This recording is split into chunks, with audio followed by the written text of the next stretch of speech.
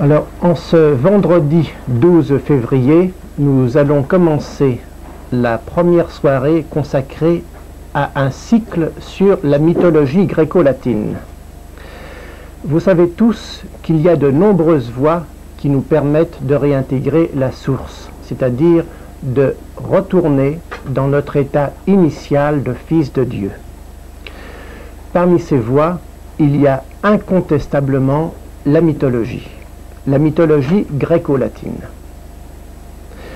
Vous pensez bien que si, dans le monde grec, il y a eu tant d'êtres auxquels nous devons notre culture, notre civilisation, notre façon de penser, d'aborder les problèmes, eh bien, ces gens-là, ils ont été façonnés par leur religion qui était la mythologie gréco-latine.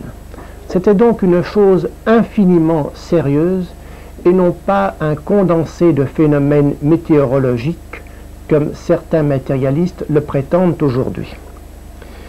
Alors, si nous voulons retrouver la mythologie à sa source, il est indispensable d'effectuer une première recherche dans les lieux où elle était enseignée.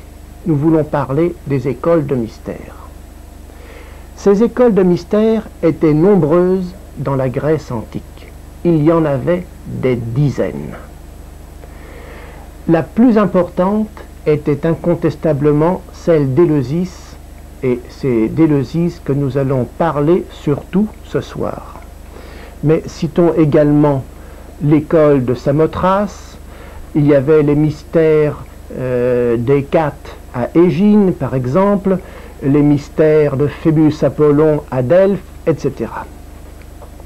En ce qui concerne Samothrace, je vous dirai simplement qu'une fois par an, il y avait un grand rassemblement à l'occasion de l'enseignement des mystes, et après, des délégations de toute la Grèce se rendaient dans ce lieu et étaient accueillies par les autorités du temple.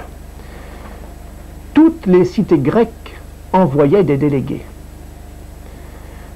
Il y a eu une année Philippe de Macédoine lui-même qui s'était rendu à Samothrace.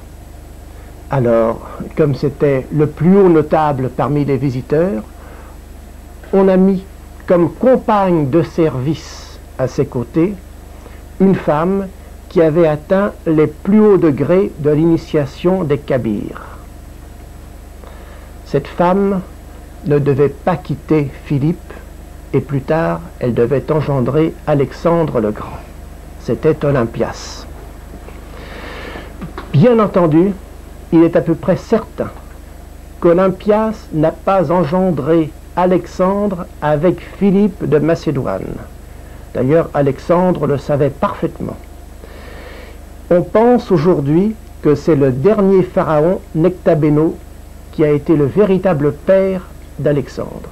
Ça, c'est pour la petite histoire, et c'était une parenthèse dans nos mystères. Revenons à présent à Éleusis. Quand vous vous penchez sur des ouvrages consacrés aux mystères antiques, la première chose que vous y trouvez, c'est « on ne sait rien sur les anciens mystères ». Effectivement, les chrétiens sont venus et ils ne se sont pas rendus compte que le nouveau Dieu qu'ils adoraient, eh bien, c'était aussi les anciens dieux qui étaient en place, et ils ont suscité un affrontement artificiel. Je pourrais vous énumérer rapidement ce qui s'est passé. En 325, il y a eu le concile de Nicée. Vous savez qu'il y a eu la fameuse querelle entre les homoousiones et homoiousiones, c'est-à-dire une querelle consacrée à la véritable nature de Christ. Mais bien plus grave peut-être que cela, on a décidé au cours de ce concile que l'être humain était double et non pas triple. C'est-à-dire que l'être humain était limité à sa nature physique et à sa nature spirituelle. Mais on a oublié ce vocable d'esprit et on a appelé l'esprit l'âme, qui du coup a été qualifié d'immortel. Quant à l'être intermédiaire, l'être psychique, le corps astral, il n'en a plus jamais été question dans le monde chrétien et ce fut la fin de la connaissance. En 381, on ferma les mystères d'Éleusis.